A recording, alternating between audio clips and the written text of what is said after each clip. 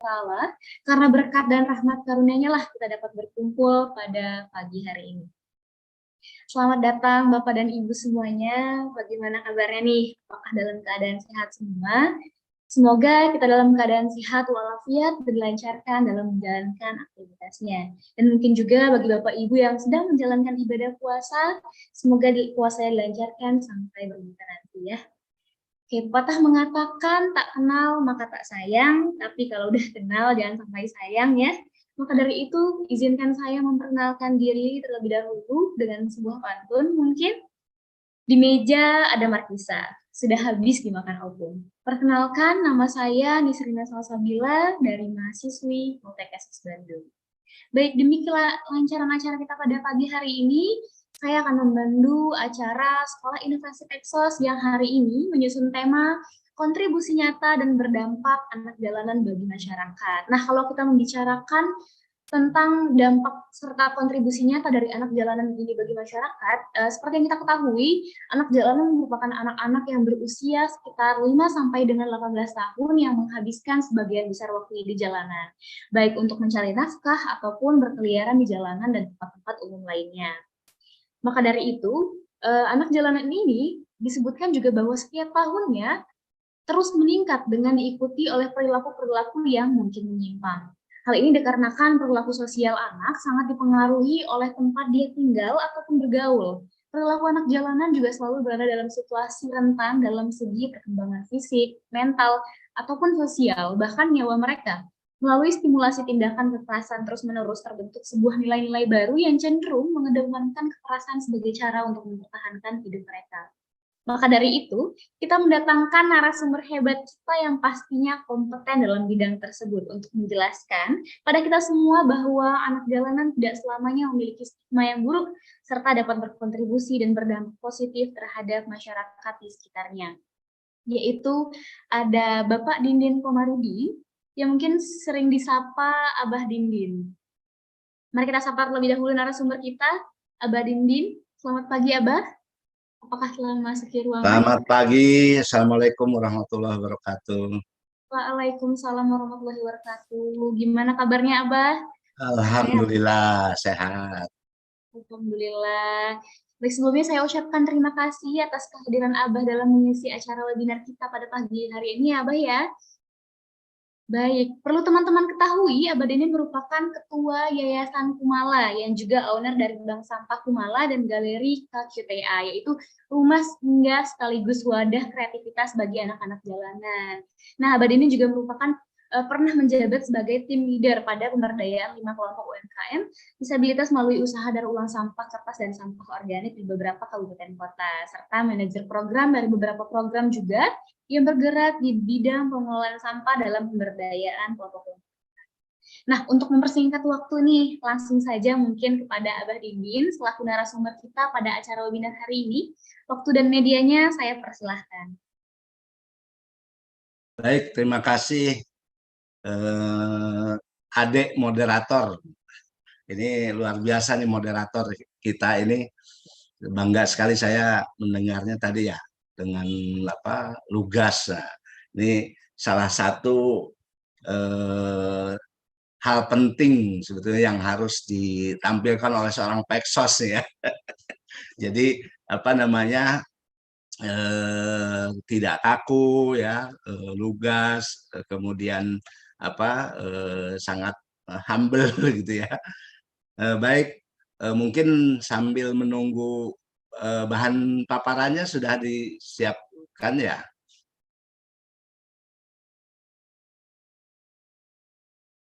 Oke, baik, terima kasih.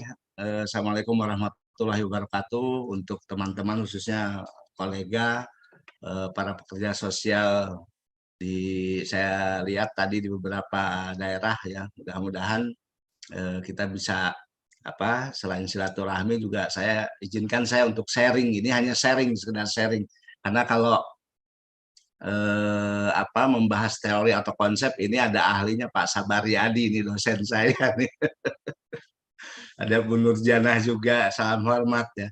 Jadi pada kesempatan ini saya mohon izin ya untuk sharing ya tentang bagaimana kontribusi nyata dan mempunyai dampak dari program yang kami laksanakan untuk pembinaan dan pemberdayaan anak jalanan, khususnya dampak apa nanti yang dihasilkan atau dirintis ya oleh anak-anak jalanan yang kita bina dan kita berdayakan. Nah, memang ini bahan ini saya buat ini mungkin sekitar 2 tahun yang lalu, tapi masih masih efektif menurut saya ya untuk sharing bagaimana membersamai ya anak-anak jalanan ini, walaupun kegiatan pembinaan dan pemberdayaan anak jalanan ini dilakukan beberapa tahun yang lalu, tapi pada intinya dampak itu sampai sekarang masih dirasakan oleh banyak kelompok masyarakat, bahkan terus berkembang. Nah, ini di cover ini juga saya coba tampilkan, inilah salah satu roadmap ya, satu kegiatan pembinaan dan pemberdayaan anak jalanan yang kita mulai. Sebetulnya nanti saya paparkan bagaimana kita memulainya ya, dengan membentuk satu kelompok, kemudian kita kembangkan. Tapi roadmap ini adalah salah satu bukti nyata bahwa kontribusi dan dampak yang dihasilkan oleh teman-teman atau anak-anak kita dari jalanan ini luar biasa, sampai bisa mengantarkan ya beberapa perusahaan migas khususnya untuk mendapatkan award proper yang sejatinya ya award proper itu punya nilai yang luar biasa untuk pengakuan sebuah perusahaan, apalagi perusahaan migas.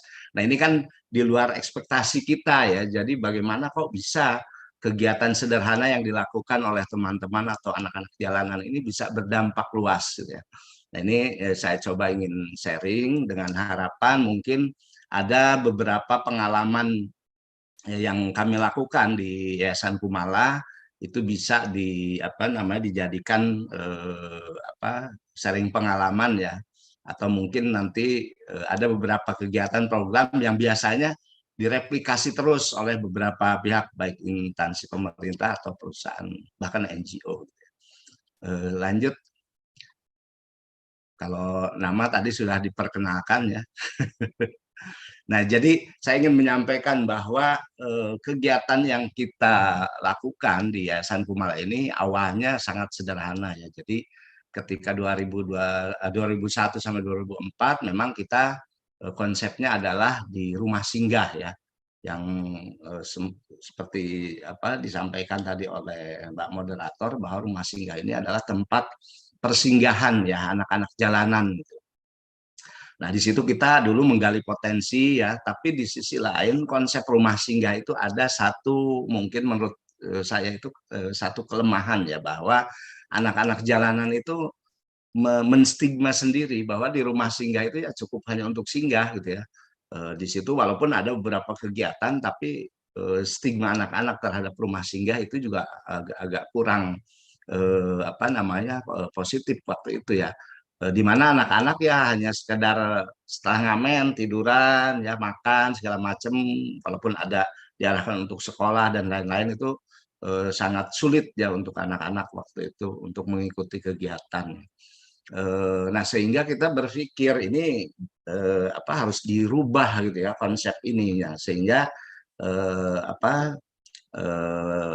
tidak lama kita berembuk dengan teman-teman, bahkan dengan anak-anak sendiri. Jadi rumah singgah itu konsepnya diganti dengan rumah kreatif, di mana anak-anak itu kita ajak terus untuk bagaimana mereka mengeksplor ide-idenya ya, potensi-potensinya, kreativitas dan lain-lain melalui daur ulang ya. Kenapa daur ulang? Ya karena waktu itu jujur saja untuk membuat satu kegiatan kan perlu dana, biaya gitu ya. Sementara kita konsepnya ya udahlah pakai yang ada aja, bahkan mungut sampah artinya ya. Tapi di satu hal ini anak-anak itu sangat senang gitu ya, banyak aktivitas, dan betul ide-ide kreativitas segala macam itu keluar dari mereka. Bahkan banyak hal-hal baru ya di dalam kegiatan ini yang muncul dari ide-ide mereka gitu. Misalnya tadi, jadi kegiatan yang sederhana ini menjadikan mereka rutin ya.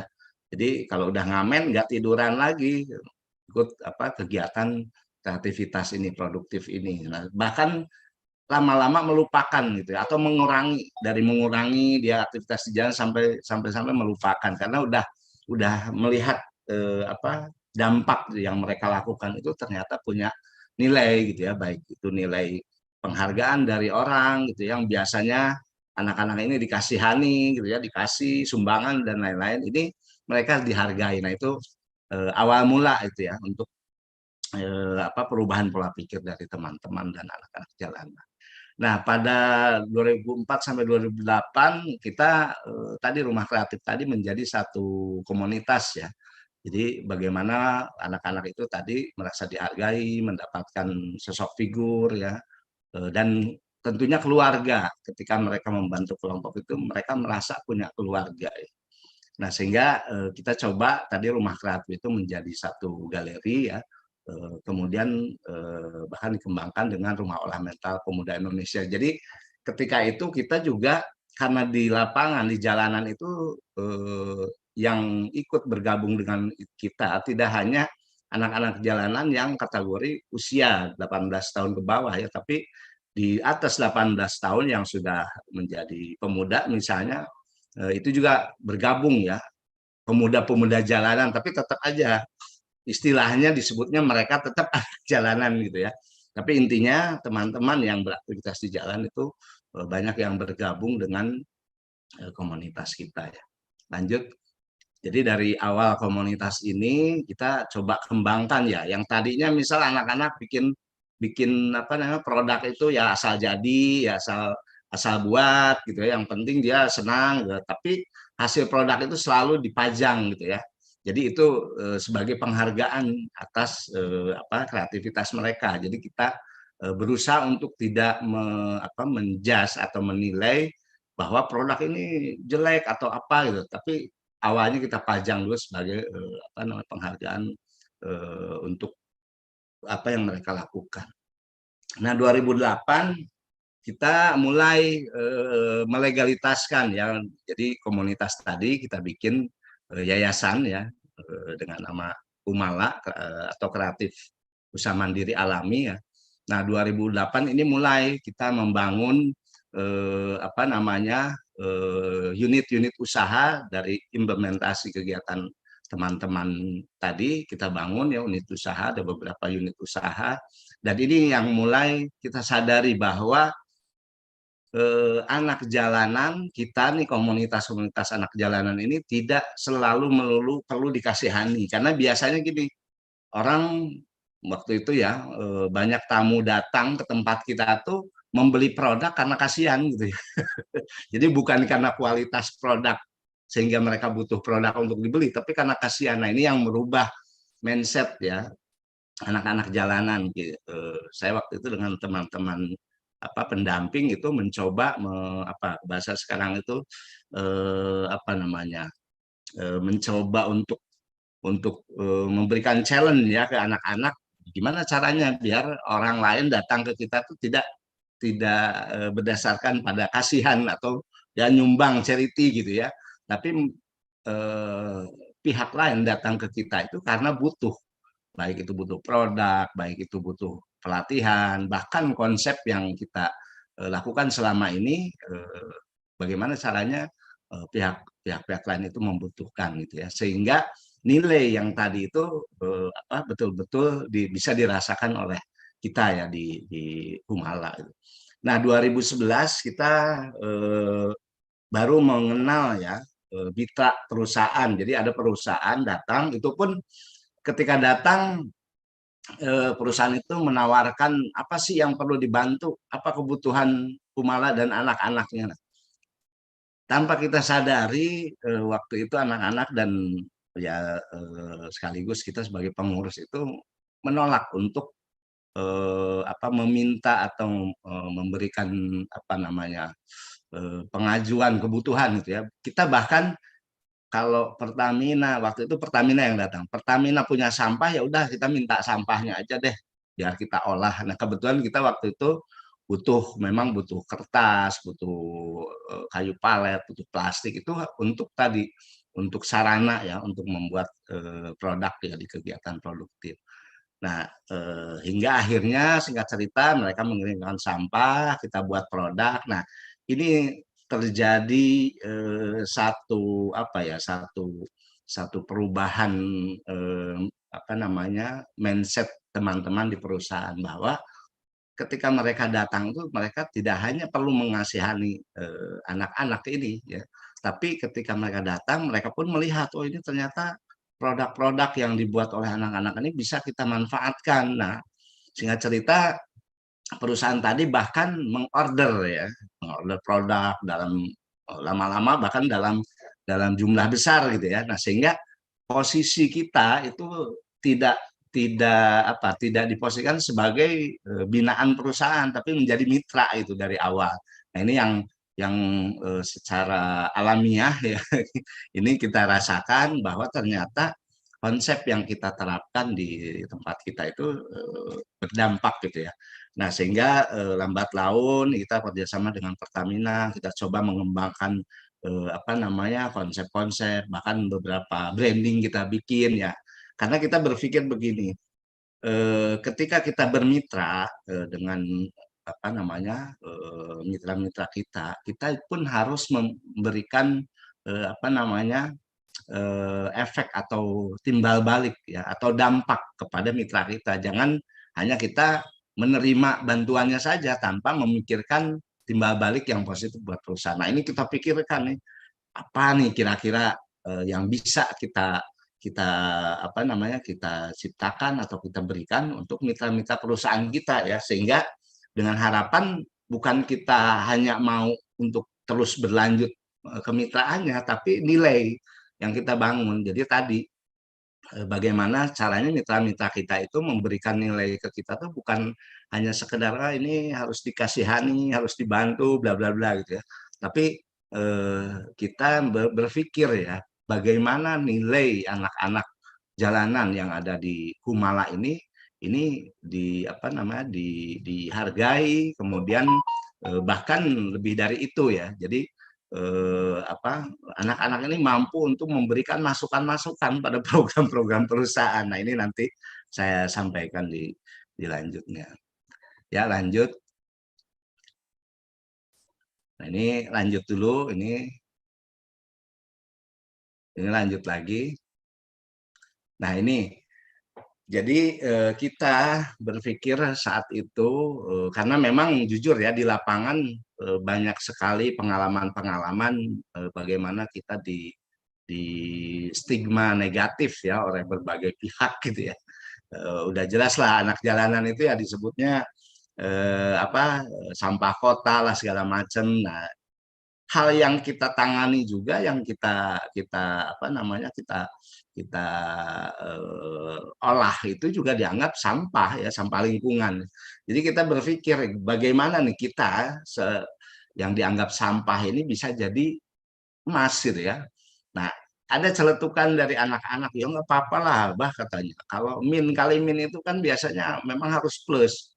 Jadi kalau anak jalanan itu dipadukan dengan sampah itu harus jadi emas. Nah, ini membuat mindset kita nih termasuk saya itu, oh iya ya merasa tertantang gitu.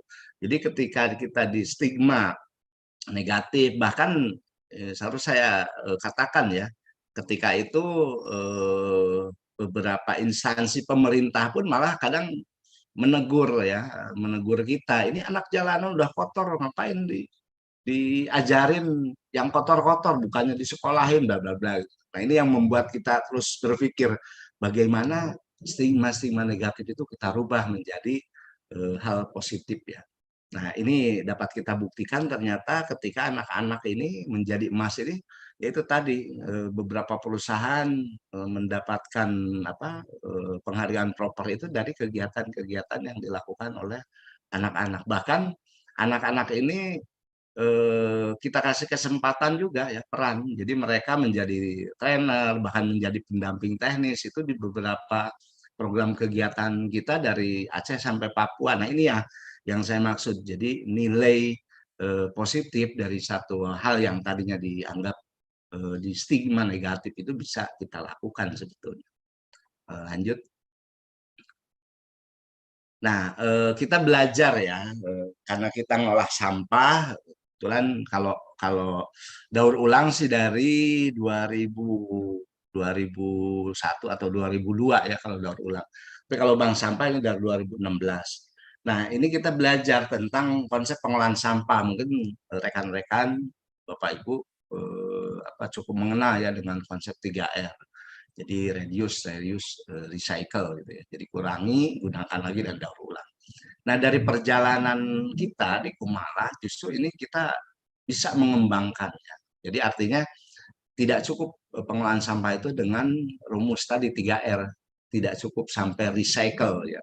Kalau tidak ada nilai ekonomis, artinya nilai jual ya. Jadi kita waktu itu karena pengalaman kita ya di lapangan ngolah sampah itu ya kalau nggak ada nilai ekonomis ini nggak akan berlanjut ya, nggak akan terjadi keberlanjutan. Nah, makanya kita menambahkan konsep di kita itu resell ya, artinya harus bisa punya nilai ekonomi, dijual lagi sampahnya. Nah, kemudian kita kembangkan lagi ketika kita sudah mendapatkan nilai ekonomi ya, kita juga harus itu membagikan ya hasil atau pengalaman-pengalaman dalam pengolahan sampah harus kita bagikan karena itu sebuah investasi dalam jalannya usaha yang kita bangun gitu ya.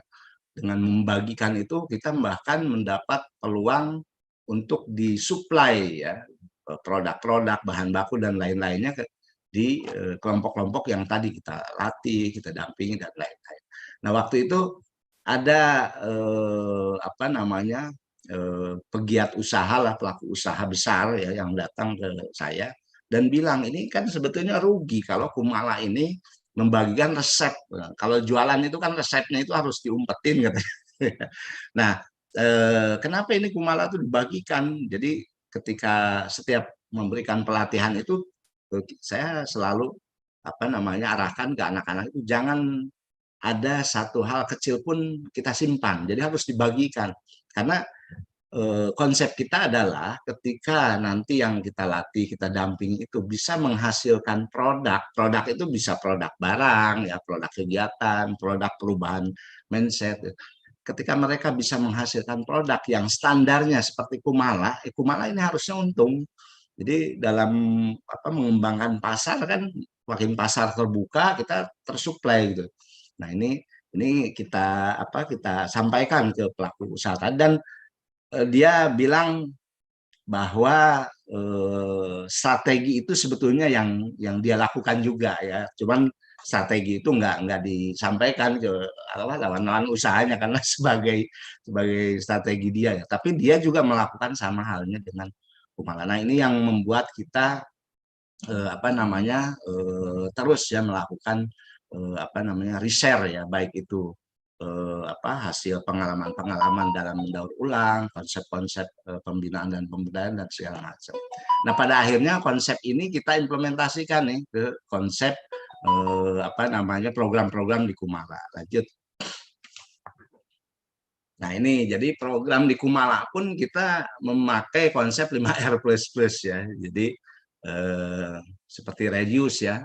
Ya, kita di awal itu mengurangi permasalahan klien ya atau entah anak-anak jalanan, sekarang mungkin ada kelompok disabilitas, pemulung, ada pekerja migran bermasalah dan lain-lain sebagainya.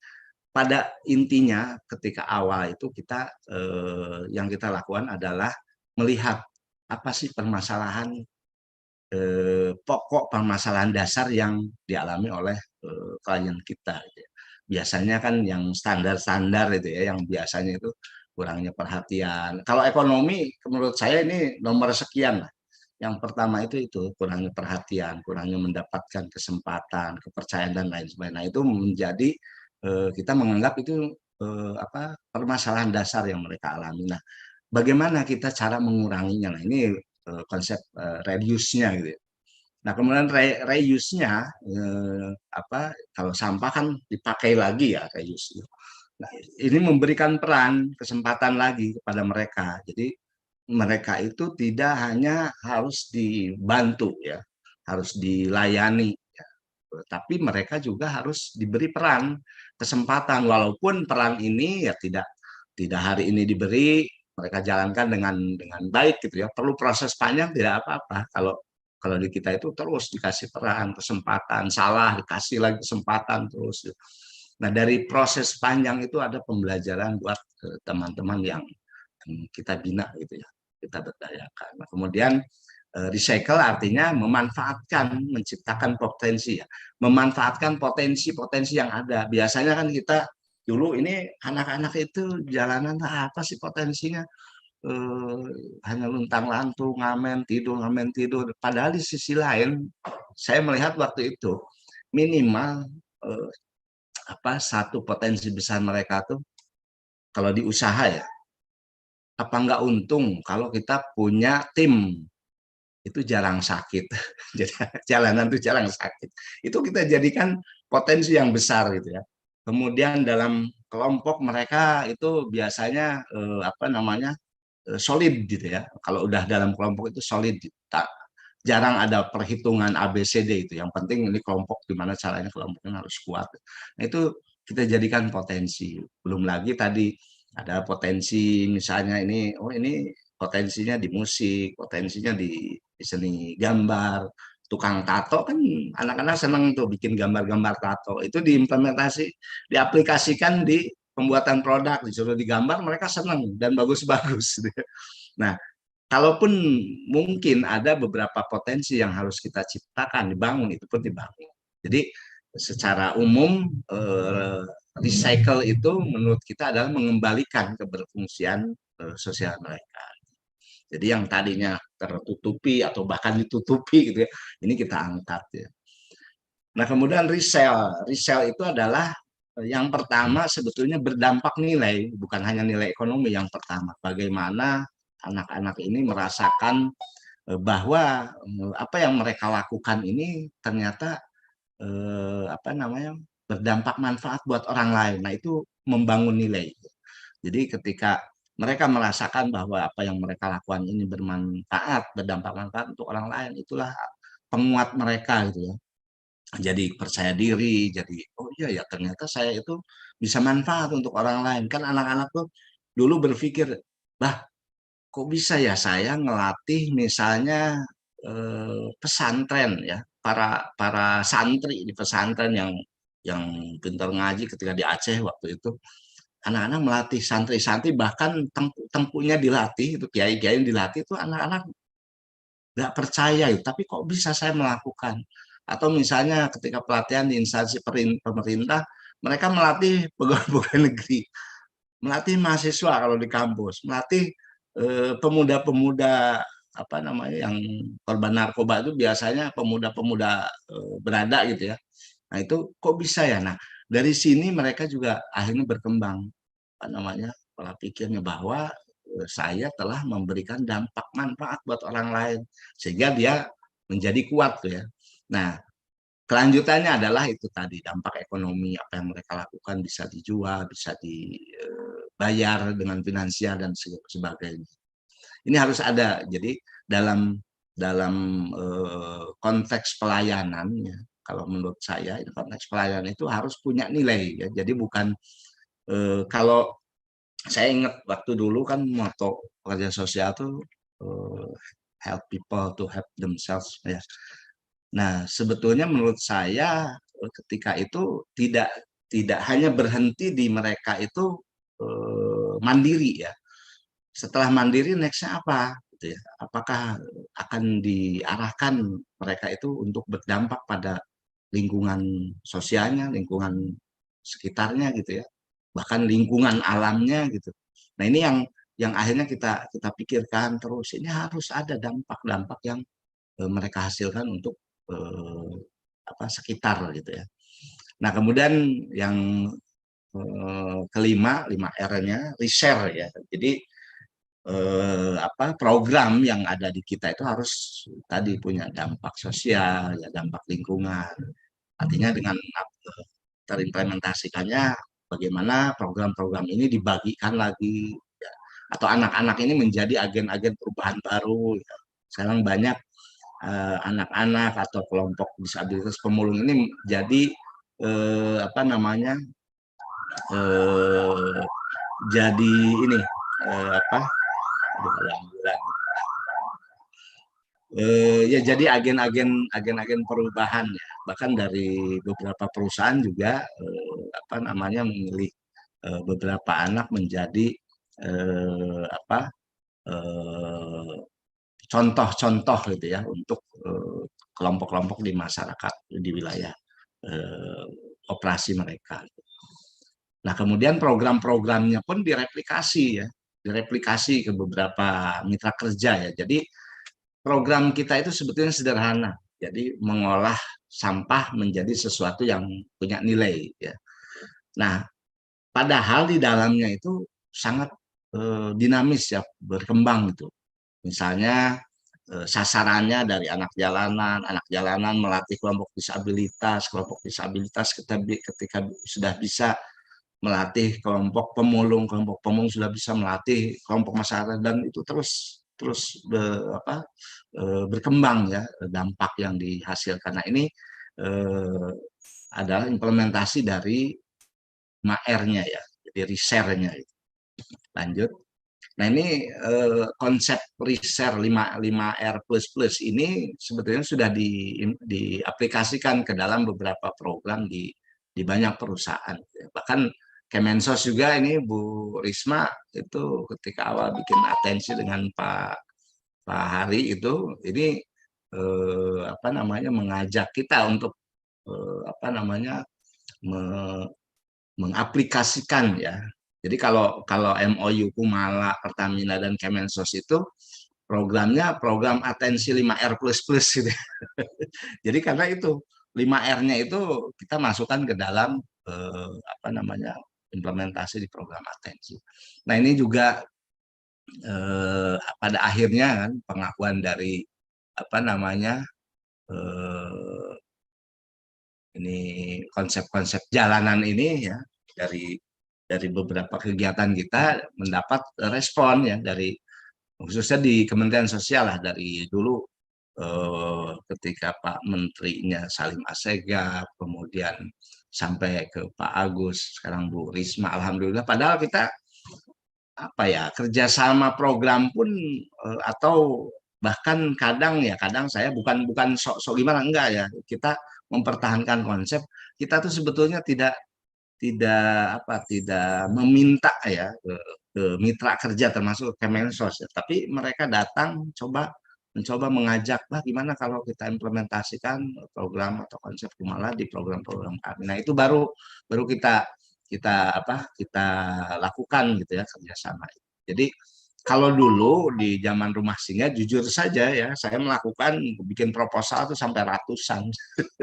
Jadi di Jakarta ini kan segala pusat ya termasuk perusahaan itu pusatnya di Jakarta kebanyakan itu kita sebar proposal itu ratusan dengan mengharapkan gitu ya bantuan dari perusahaan-perusahaan.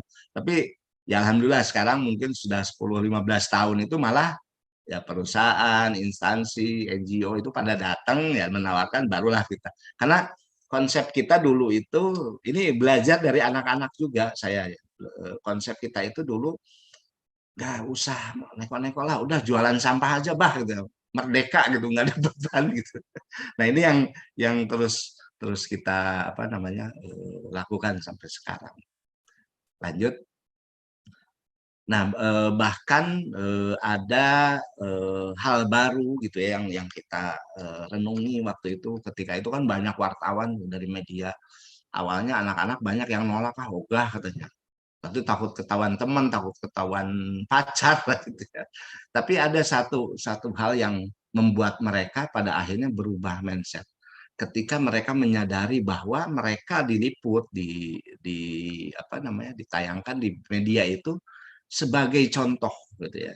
Jadi 5R plus-plusnya tadi atau 5 R keempatnya resell. Jadi nilai-nilai mereka itu akan dijadikan contoh untuk kelompok-kelompok masyarakat lain. Nah, ini yang membuat mereka berubah. Akhirnya setiap ada media ya dengan apa semangatnya gitu ya, memberikan pengalaman-pengalaman mereka untuk dijadikan contoh di kelompok-kelompok lain. Dan peran media juga ya kita rasakan cukup besar ya ketika kita akhirnya dinilai atau di apa namanya didatangi oleh berbagai pihak termasuk perusahaan, instansi dan lain sebagainya. Itu ini peran media yang cukup membantu kita sampai yaitu dari Aceh sampai Papua itu apa perjalanan program-program kita itu tidak terlepas dari apa fungsi media. Lanjut. Jadi kalau ada media kadang-kadang ada teman saya misalnya media ngapain nanti ngorek-ngorek rahasia kita. Bukan itu sebetulnya. Jadi ada media itu justru kita berpikir itu apa ya salah satunya misalnya alat promosi ya, alat promosi apa yang kita lakukan dan sebenarnya alat pertanggungjawaban juga apa yang kita lakukan di lembaga kita untuk diketahui masyarakat luas. Nah, ini dikasih judulnya From Nothing to Something. Jadi dari bukan apa-apa menjadi sesuatu yang bernilai ya. Jadi ini produk-produk ini mewakili ini juga ya anak-anak jalanan ya. Jadi dari yang asalnya bukan apa-apa menjadi sesuatu yang bernilai. Ini kayak produk ini kan sampah-sampah atau barang-barang yang nggak dinilai orang, ini dibuang, nah kita pungut, kita olah, jadikan produk menjadi sesuatu yang bernilai. Lanjut. Nah, ini tadi jadi apa?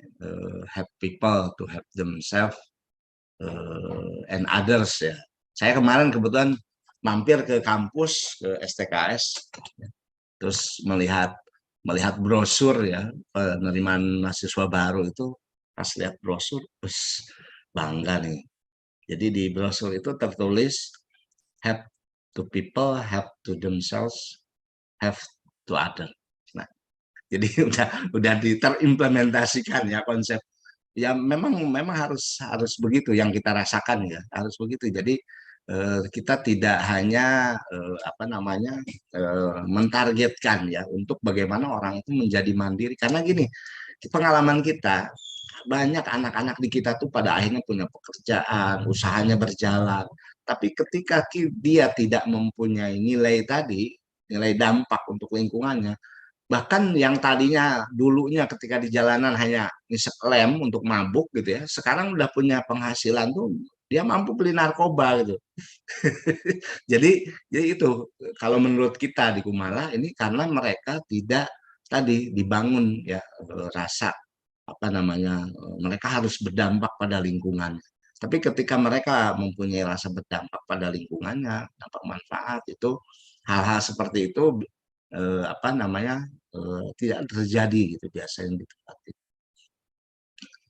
Nah ini jadi konsep kita 5R++ itu menjadi satu konsep program kita yang sekarang itu banyak direplikasi di program-program beberapa perusahaan migas tambang dan kebetulan kemarin juga dari WWF itu menawarkan ya mengajak kerjasama tolong bikinkan program di Jakarta tentang pengelolaan sampah. Nah kita tawarkan konsep ini mereka langsung apa tertarik gitu ya. Nah, mudah-mudahan ini menjadi salah satu hal kecil lah masukan untuk teman-teman ya sharing dari pengalaman kita mudah-mudahan bagaimana kita membuat satu konsep ya penanganan atau pelayanan sosial ini kepada masyarakat itu bisa dan ini sebetulnya ini akan dinamis ya terus berkembang karena memang di lapangan itu nggak bisa oh ini konsepnya sebetulnya ini gitu ya tidak melihat perkembangan zaman, kebutuhan zaman dan lain sebagainya. Jadi akan terus dinamis. Mungkin itu sementara yang bisa saya sharing. Nanti silahkan teman-teman kalau apa berdiskusi. Terima kasih Mbak Nisrina. Baik, menarik sekali ya pembahasan terkait kontribusi nyata dan berdampak anak jalanan bagi masyarakat yang telah diberikan oleh Badimim ini. Nah, selanjutnya itu sesi yang kita tunggu-tunggu ya. Mungkin sesi diskusi bagi Bapak Ibu jika ada yang ingin ditanyakan ataupun didiskusikan untuk dipersilahkan langsung raise hand saja, dan jika memiliki kendala Bapak Ibu bisa ditulis di kolom chat dengan format nama, asal instansi serta pertanyaan yang ditanyakan. Ya, nantinya akan saya bantu bacakan. Oke, baik. Bapak Ibu yang ingin bertanya, dipersilahkan.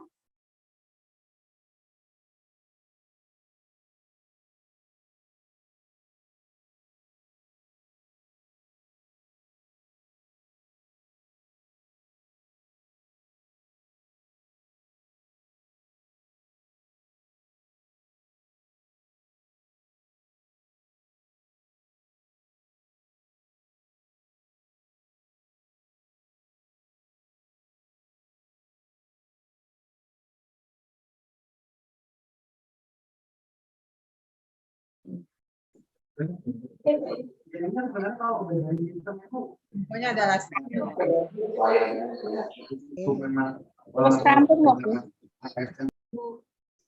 Nani, dari Bapak Ibu yang ingin berdiskusi dengan Abah Dindin selaku Yayasan Kumala yang telah disampaikan, yang ya tentu menarik sekali materi yang disampaikan, dan juga saya sebenarnya juga ada pertanyaan, tapi mungkin saya persilahkan dulu Bapak Ibu kemudian untuk pertanyaan mendiskusikan terkait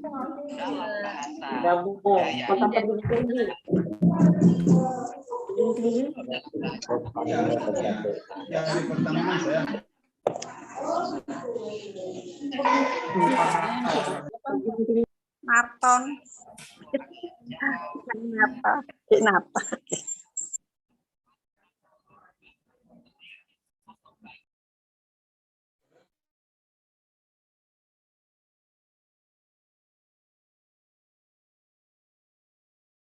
Baik, ada Bapak Kustaman mungkin. Silakan Bapak, pertanyaannya boleh untuk di-unmute, belum ter-unmute Pak.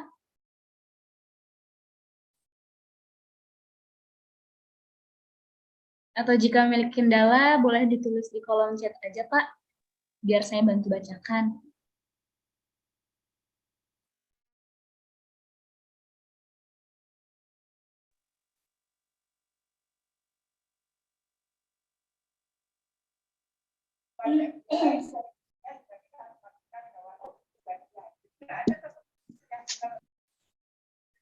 Baik, mungkin terkendala sinyal ya Pak ya, Pak Kustamannya.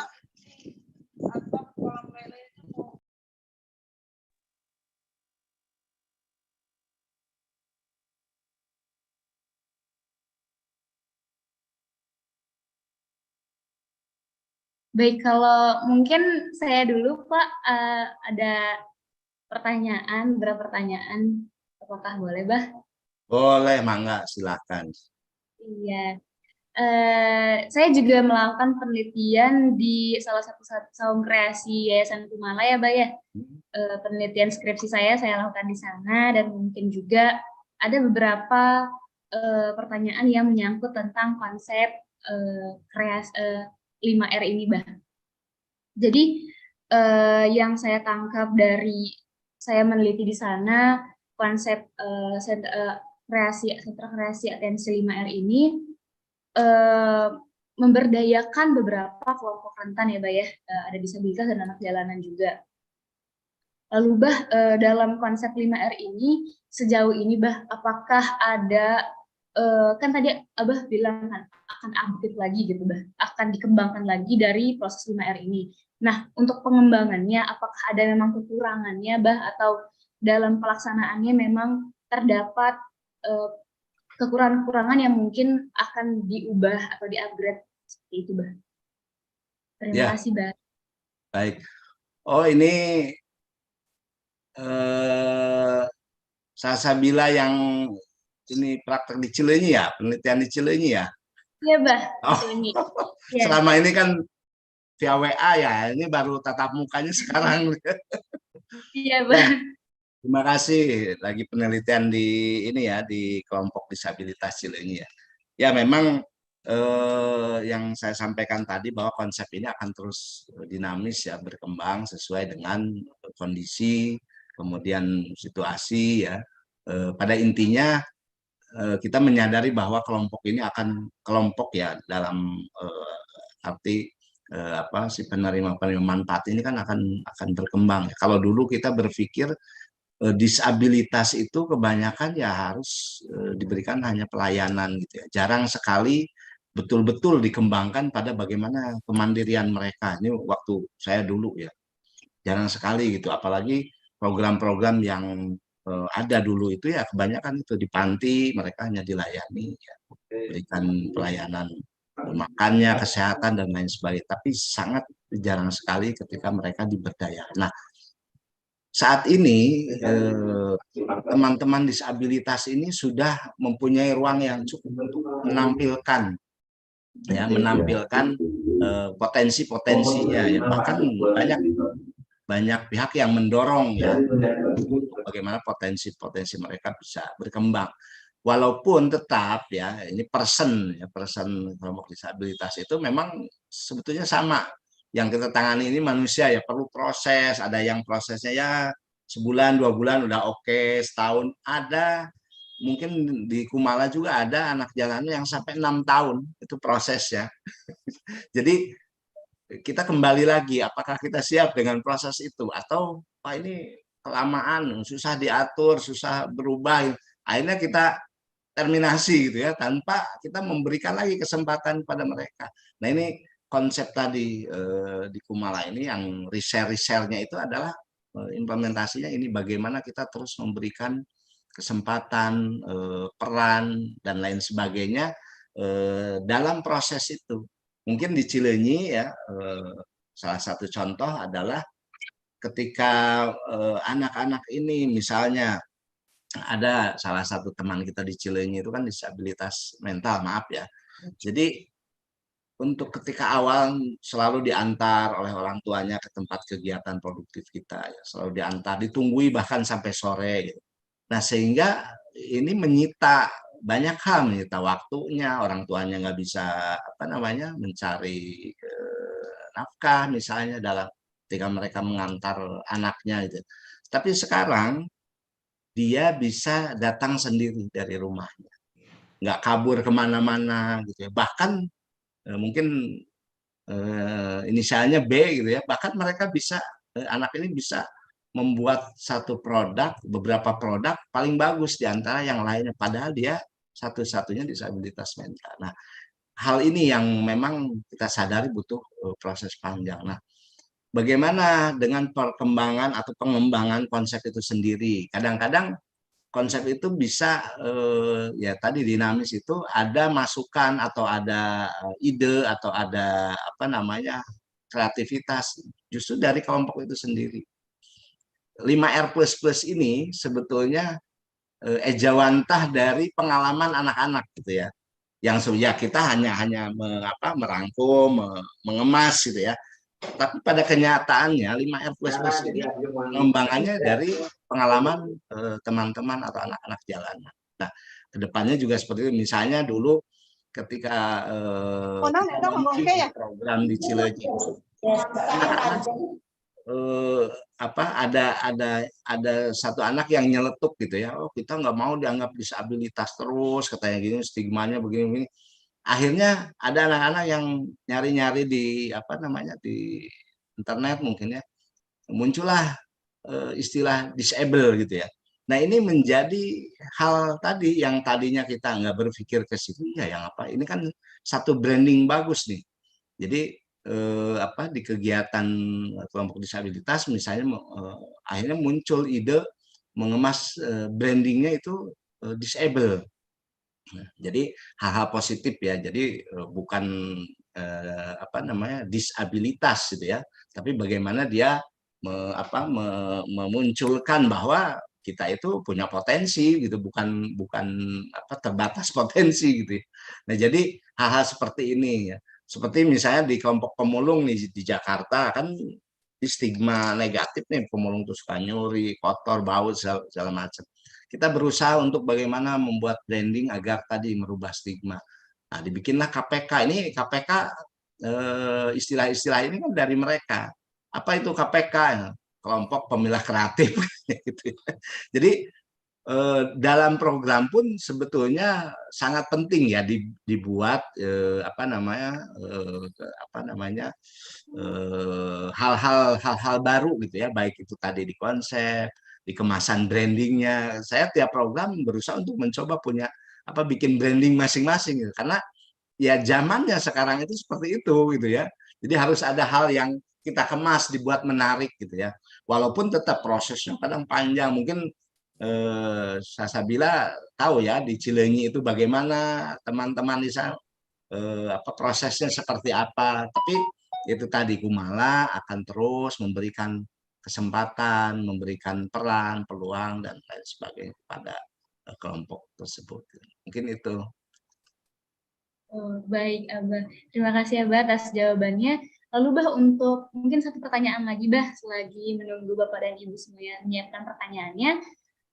Dalam kan tadi Abah sudah bilang tentang kalau misalkan ada anak-anak jalanan yang mungkin akan menggunakan hasil uang mereka untuk memakai yang tidak baik seperti narkoba ataupun berfoya-foya seperti itu. Nah, apakah dari Yayasan Kumala sendiri ada penanganannya kah, Bah, atau pendampingannya untuk membuat motivasi anak-anak itu sudah tidak lagi berorientasi terhadap hal-hal negatif seperti itu, Bah?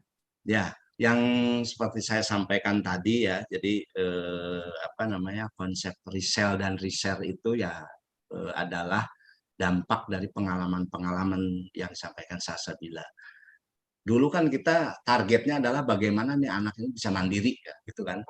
Entah itu bekerja, entah punya usaha, ya intinya mereka berhenti mencari nafkah di jalan, beraktivitas di jalan seperti itu. Ternyata tidak cukup. Mereka sudah bekerja, punya, bahkan ada salah satu anak kita dulu sampai punya mobil karena bekerja di perusahaan asing ya, proses panjang dia punya kendaraan. Setelah punya mobil, nah malah ada hal-hal baru, masalah-masalah baru gitu ya. Bahkan dia pisah dengan keluarga, dengan istrinya, bahkan dia mulai mengenal narkoba. Nah, di kita yang tadi bahwa penting juga adanya penanaman nilai tadi. Ya, jadi tidak hanya targetnya pada mandiri secara finansial, tapi bagaimana mereka merasa atau dapat bermanfaat, berdampak. Karena kalau anak-anak biasanya merasa dirinya bermanfaat, berdampak buat orang lain, dia akan melakukan hal-hal yang negatif itu suka mikir dulu. Gua kan udah dijadikan contoh, Bah, ditanya. Malu dong kalau seperti itulah.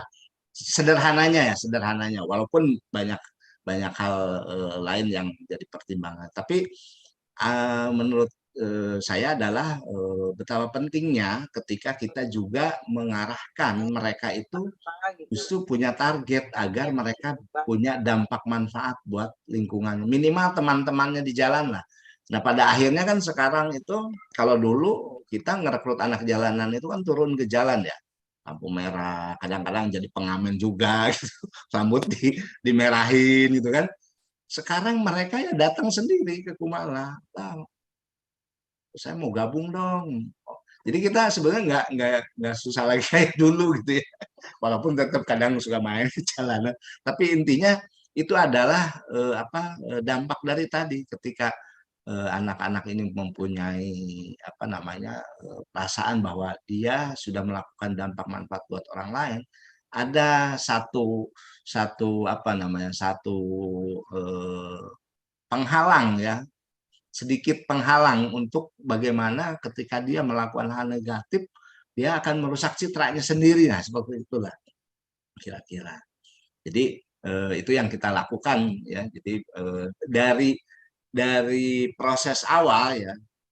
Jadi kalau dulu kan kita prosesnya rehabilitasi dulu, baru diberdayakan kan gitu ya. Kita sekarang bebarengan ya, dari proses awal itu sudah diarahkan anak-anak itu sambil direhab di kita gitu, sambil diarahkan ini dibentuk bagaimana dia menjadi dampak ya untuk lingkungannya nanti. Selain dampak ekonomi juga pasti. Mungkin itu. Baik, kalau misalkan dari tadi segi anak jalanannya, Bila mau nanya dari segi respon masyarakatnya nih, Bah.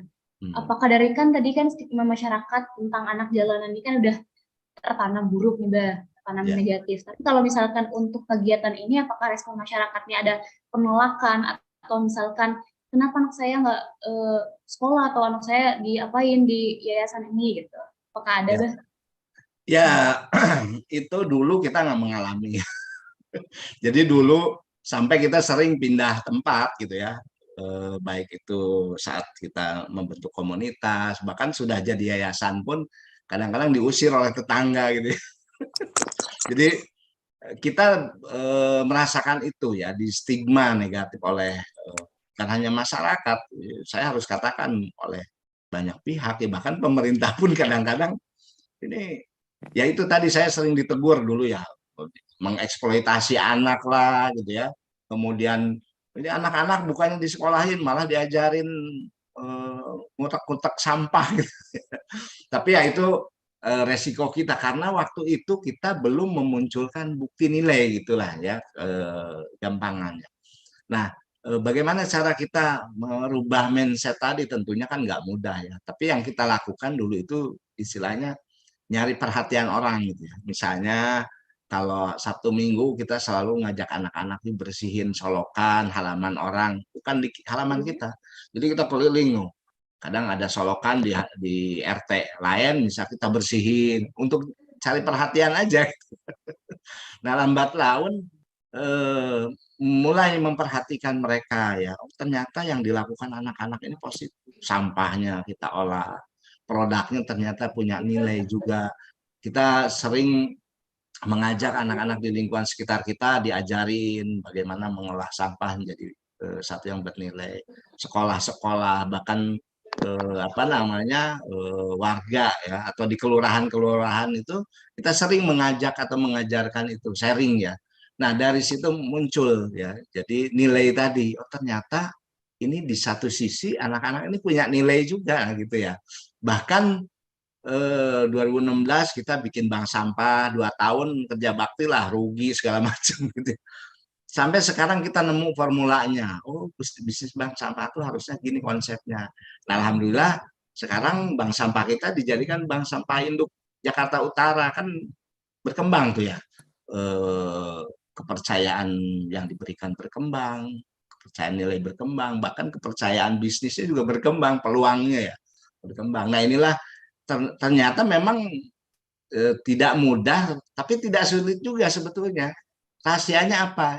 Ya kita harus berani menampilkan bukti masyarakat itu bahwa yang kita lakukan itu punya manfaat, punya nilai. Nah itu bagaimana cara menyampaikan atau menampilkan bukti itu ya mungkin strateginya macam-macam lah itu ya. Tapi intinya itu kita harus berani memberikan apa namanya bukti nyata ya, bukti nyata bukan sekedar konsep atau program misalnya ini sekedar menjalankan program selesai ya sudah. Program itu jadikanlah investasi jangka panjang gitu. Nah, kita harus berpikir nih bagaimana ketika ada program bantuan dari pemerintah, dari swasta atau dari pihak mana. Ketika ada program, kita harus berpikir jangka panjang. Sekarang pilihannya gini, apakah program ini selesai dalam 1 tahun dengan kita punya untung dalam tahun itu, apa kita mau untungnya terus menerus gitu ya berkelanjutan. Nah, kan kita biasanya berpikir pengen untungnya yang terus menerus yang panjang, maka lakukanlah itu. Bagaimana kita menciptakan nilai dapat. Ya proses awal rugi mah sebenarnya bukan rugi, investasi dimanapun kan awalnya memang harus berani ya, harus mengeluarkan gitu ya, itu investasi. Mungkin itu ya yang kita alami. Ini di kolom chat ada pertanyaan juga kayaknya. Ya, Mbak. Iya, baru dari Pak Sugeng Triyono. Izin bertanya, dalam konsep 5R ini yang Bapak sampaikan, bagaimana penanganan anak jalanan, anak pang, dan yang lain belum jelas asal-usulnya, karena anak jalanan pasti berdampak pada sosial masyarakat. Ya, Mbak. Mungkin boleh dijawab langsung, Mbak. Ya, jadi kalau untuk anak-anak jalanan dulu yang memang tidak apa belum jelas asal usulnya, intinya dulu tuh gini, kalau di kita anak jalanan itu kategorinya ada 3 ya, murni, semi, rentan gitu ya. Yang murni itu yang memang betul-betul kadang-kadang latar belakangnya nggak susah nih ya dicari, asalnya dari mana keluarganya, siapa gitu, ini susah dicari lah, prosesnya panjang. Nah mereka 24 jam nih ada di jalanan, tidur dan mencari duit, mencari uang di jalan gitu, 24 jam. Nah ini biasanya apa namanya, yang kita berikan, yang utama kita rekrut tuh ini anak jalanan murni, dan itu tinggal di tempat kita di yayasan. Nggak langsung ya, nggak langsung kita tawarin, "Oh, tinggalin," enggak. Jadi biasa begitu, mereka kan kadang datang ke yayasan semaunya, kadang-kadang kita harus jadi tamu, bukan jadi tuan rumah. Kadang mereka yang lebih berkuasa itu, ya biasalah hal-hal seperti itu. Tapi ini kan permainan peran sebetulnya kan. Ya, intinya bagaimana kita bisa masuk dulu gitu ya, ke bisa diterima dulu gitu.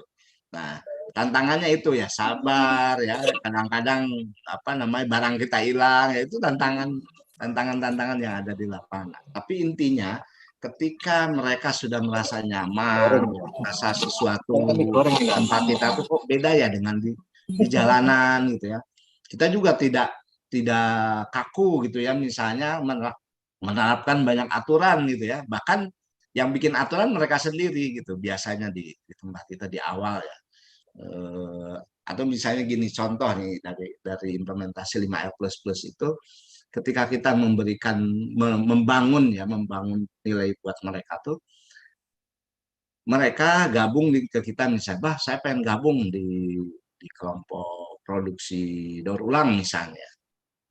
Dengan harapan mereka dapat apa, absen. Absen itu biasa di kita kan ada bayarannya gitu, per harinya sekian.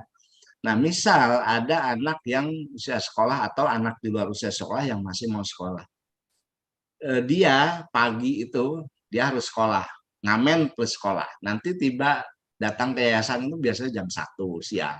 Nah, mereka gabung di kelompok produksi ya, diajari segala macam. Nanti jam 3, jam 4 mereka harus ngantor lagi di luar, ngamen lagi gitu. Istilahnya ngantor kalau gitu. Ngamen.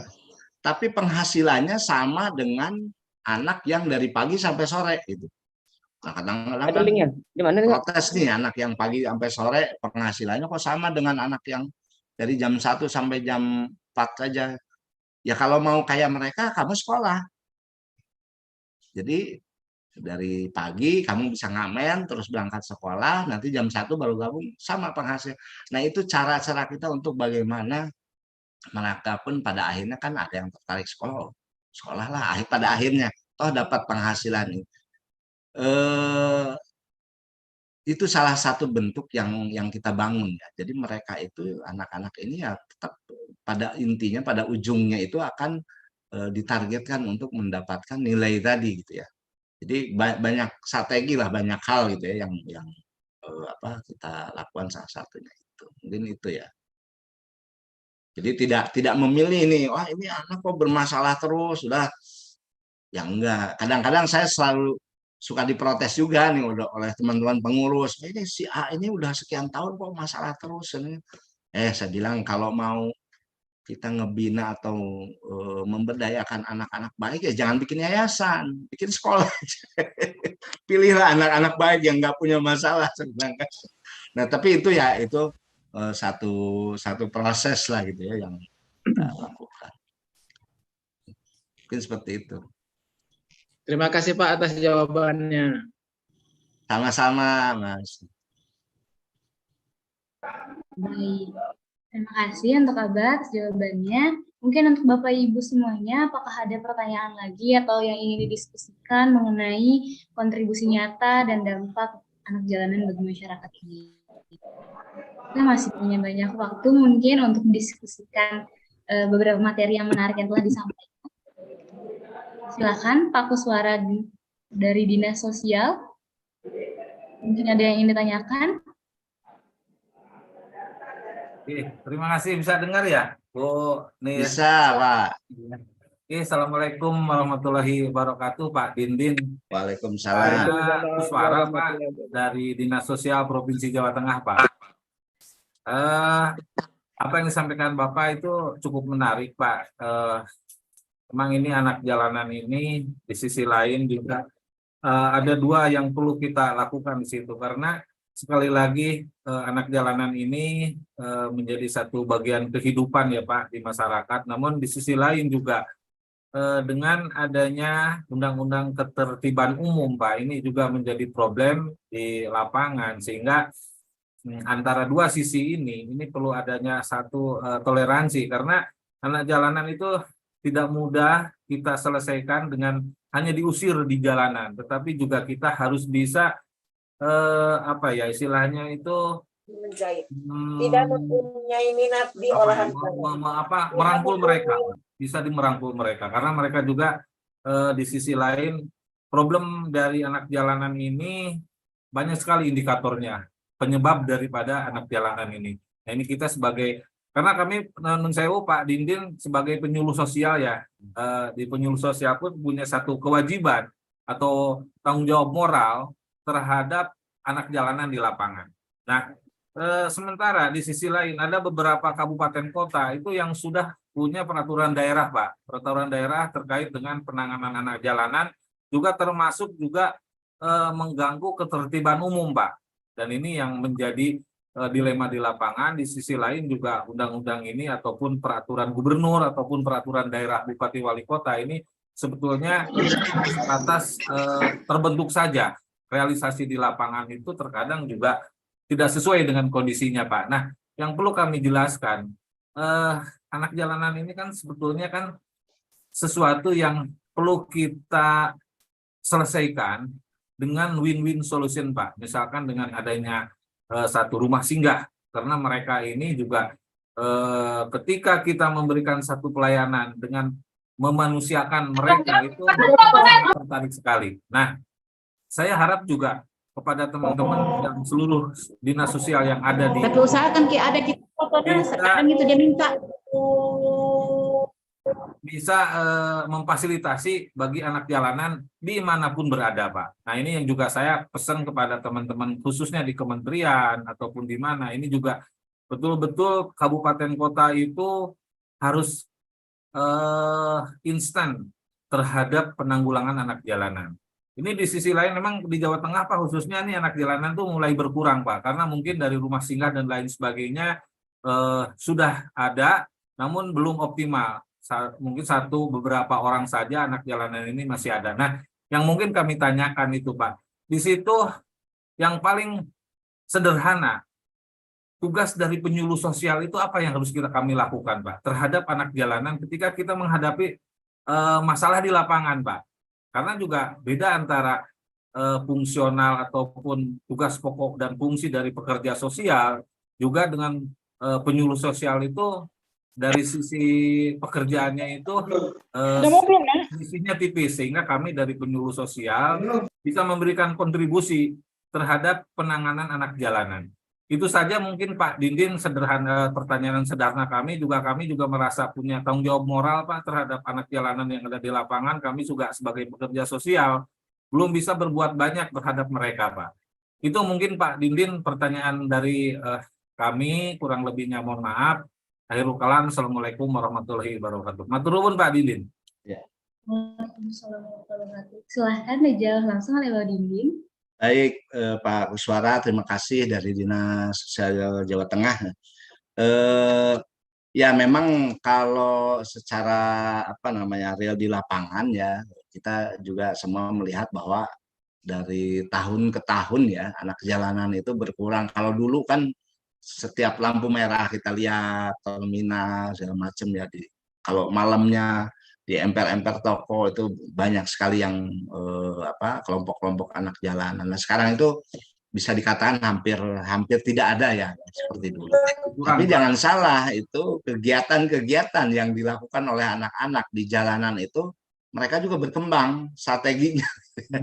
Kalau dulu kan ngamen itu naik turun bis ya di lampu merah. Kalau sekarang ngamennya malam ke ke warung-warung makan misalnya seperti itu. Dan saya sempat juga melihat ada di beberapa lokasi itu masih ada anak-anak jalanan yang tinggal gitu ya, yang berkomunitas, membentuk komunitas di situ. Nah, artinya kita tidak atau belum selesai ya dalam penanganan anak jalanan ini, betul kata Pak Koswara tadi. Nah, mungkin kalau dari sudut pandang saya yang bisa kita lakukan ya untuk mereka, selain tadi sebelum mengajak mereka atau memberikan alternatif kegiatan produktif untuk mereka, yang biasa saya lakukan itu ketika kita coba mendekati mereka, kita diskusi ngobrol, itu biasanya saya selalu menyampaikan bahwa di tempat kita itu ada loh peraturan pemerintah yang mengatur tentang tadi bagaimana kita itu dilarang untuk memberikan atau menerima ya uang atau bantuan di jalanan misalnya. Kalau ketemu ketahuan ya bisa ditangkap. Nah, hal-hal seperti itu selalu saya sampaikan, walaupun di DKI juga sekarang sudah jarang ya yang istilahnya dari petugas untuk merazia mereka sudah jarang sekali. Tapi itu terus kita sampaikan. Ini saya berharapnya ini mereka juga harus tahu tentang peraturan yang ada di tempat kita gitu ya, bahwa di jalanan itu ada aturan bla bla bla.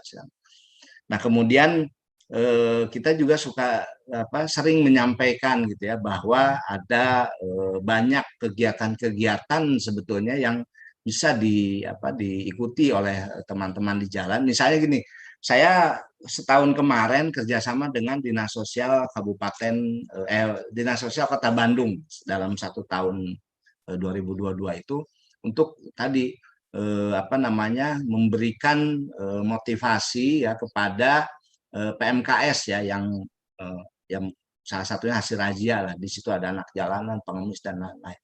Nah, ini yang saya selalu sampaikan, itu saya menyampaikan beberapa alternatif yang sebetulnya bisa dilakukan oleh mereka ya, entah itu untuk bekerja, membuka lapangan usaha, tapi alternatif yang kita sampaikan itu memang real, terbukti ya, bisa dibuktikan. Nah, artinya ketika dia memilih untuk bekerja, untuk membuka usaha, itu memang bisa dia lakukan.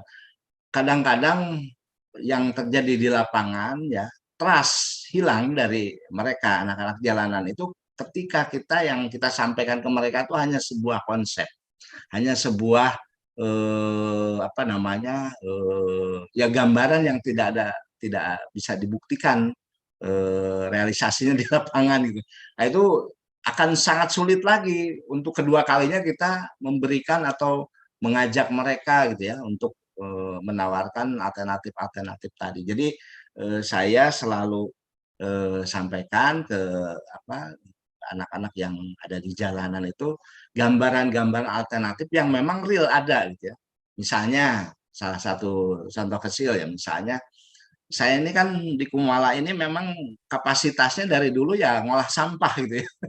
Jadi alat pemberdayaan kita sampai bilang berani begini, sampah itu di Kumala itu menjadi salah satu alat pemberdayaan gitu ya, karena memang kapasitasnya itu. Kita tidak berani menawarkan, oh nanti coba ikut kegiatan misalnya pelatihan kuliner atau karena kita nggak ada kapasitas.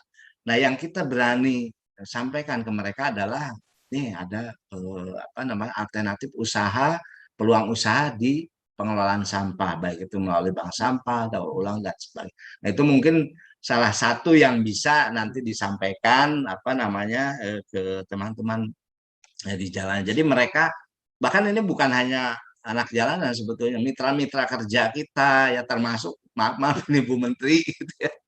Termasuk saya menyampaikan ke Bu Menteri juga, saya nggak bisa menyampaikan yang di luar ekspektasi kapasitas saya.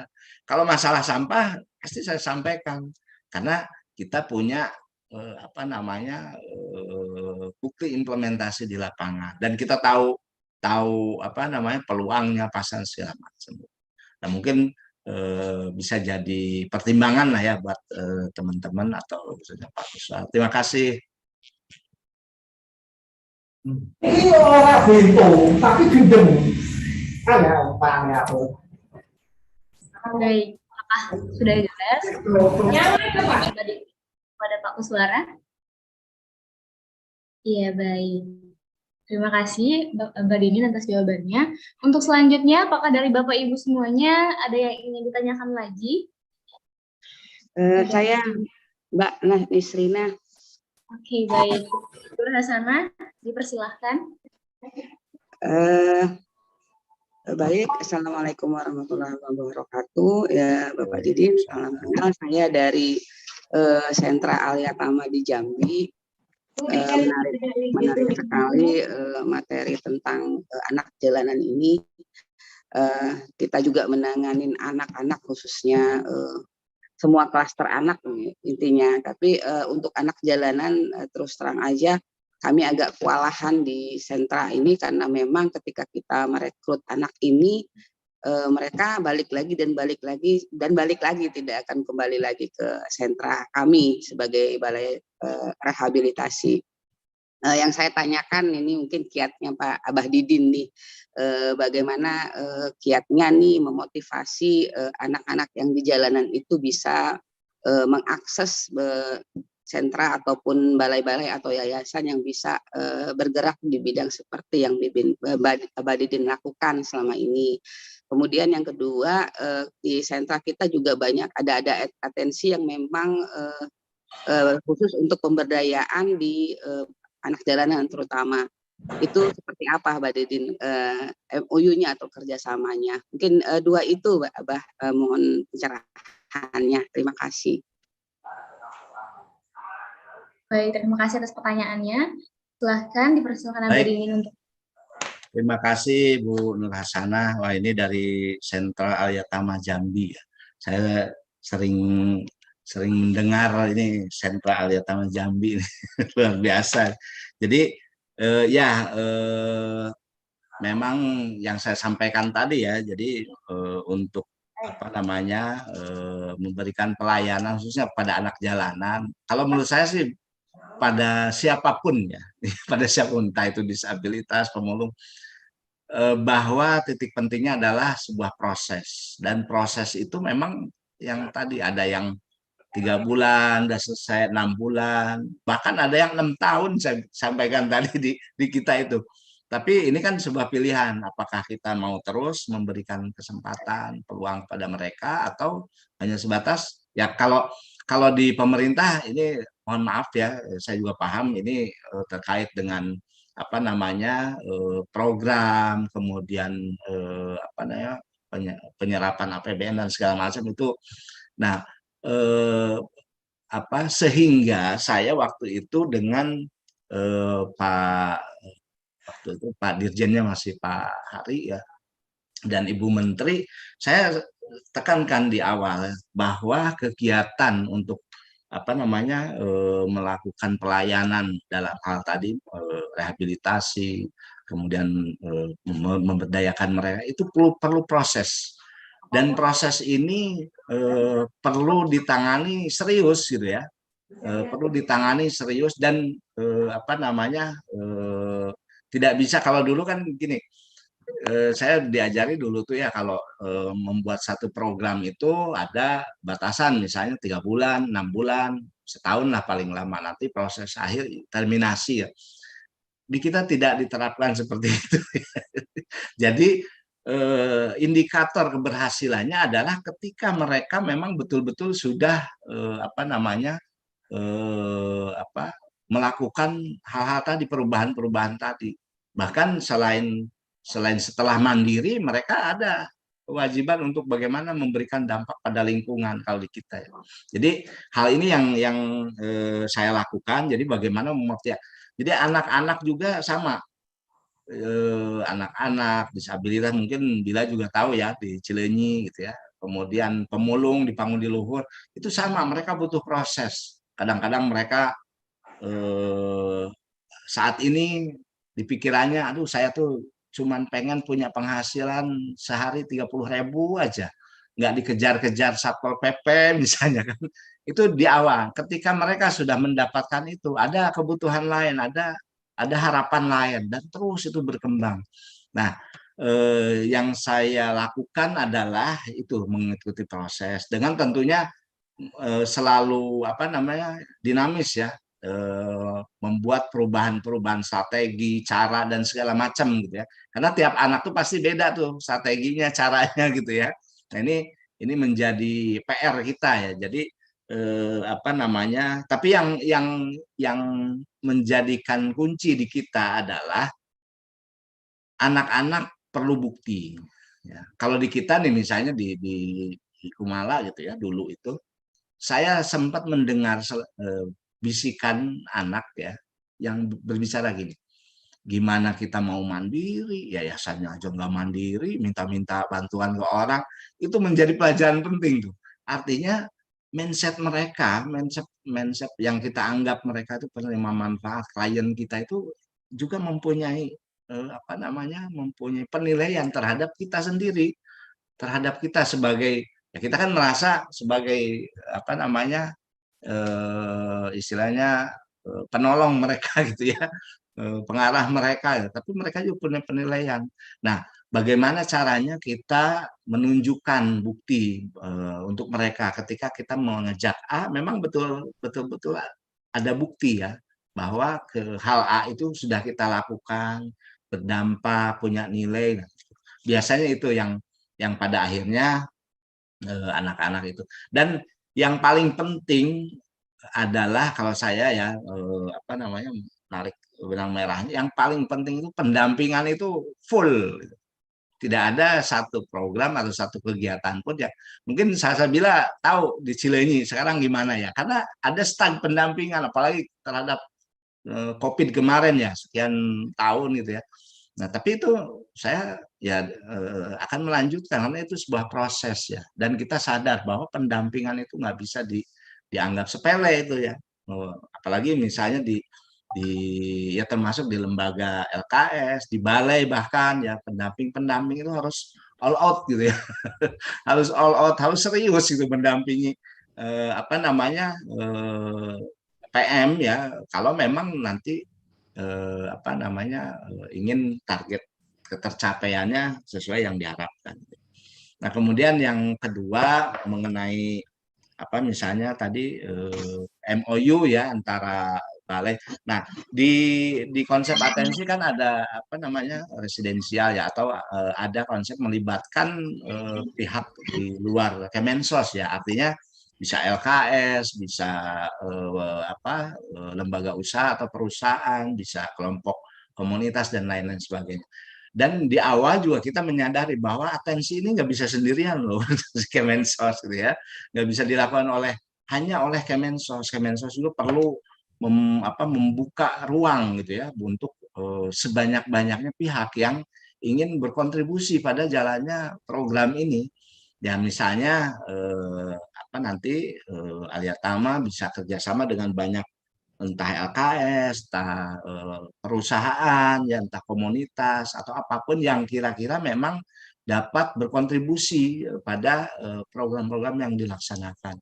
Dulu beberapa kali kita kerjasama ya dengan balai, misalnya Pangodiluhur kita ajak ada Pertamina, Kumala itu mengajak Pertamina, kemudian ada pengelola sampah gitu ya yang sudah profesional kita ajak gabung, atau kemarin di sentra Mulia Jaya di RPTC itu teman-teman dari pekerja migran bermasalah kita ajak Chevron gitu ya.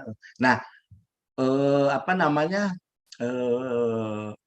sinergitas itu yang sebetulnya penting ya dilakukan di pelayanan, karena Kumala sangat merasakan kalau dulu kan ideal seolah-olah kita idealis ya, yang penting kita udah punya bisnis jualan sampah, anak-anak nih bisa kita urus sekolahnya dari biayanya dari hasil jualan sampah, makannya, gajinya segala macam, tapi tetap nggak bisa, ternyata kita perlu bekerja sama, bersinergi dengan pihak lain, dengan perusahaan, dengan pemerintah, bahkan dengan masyarakat sekitar gitu ya.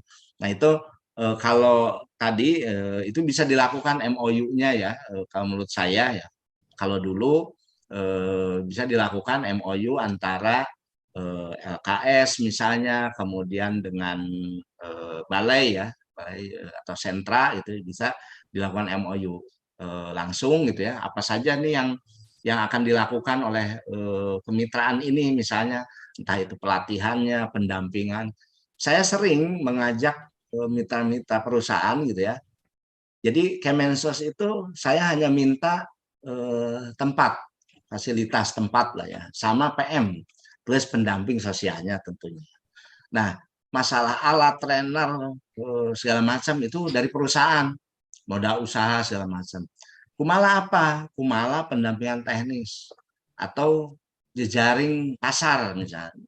Nah, sehingga teman-teman yang melakukan aktivitas usaha produktif di sentra itu selain dia juga mempunyai kesempatan untuk memasarkan ke pasar umum, Kumala juga siap menampung hasil-hasil tadi ya. Nah, mungkin nanti Alia Tama juga bisa bekerja sama dengan perusahaan atau UMKM lain yang intinya teman-teman di sentra ini apa namanya untuk awal ya kegiatan produksinya ya, tim produksinya kemudian disalurkan ke tempat lain atau dilatih bekerja nanti disalurkan ke tempat lain. Bisa.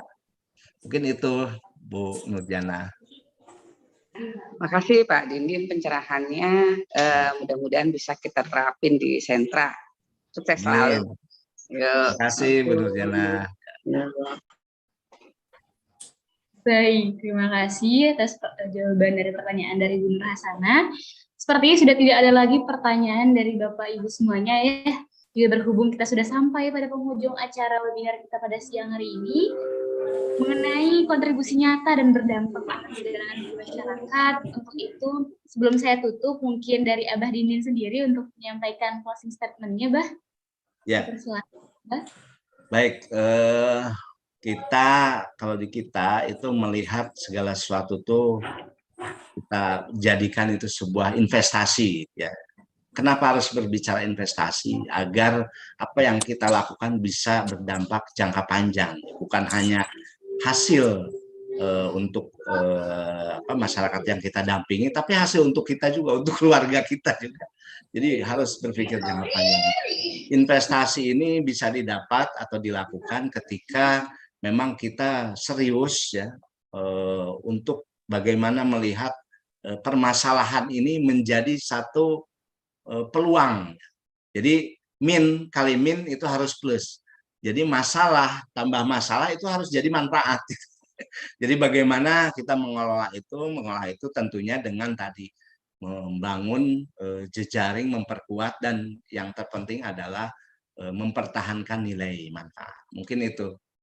Mudah-mudahan bermanfaat.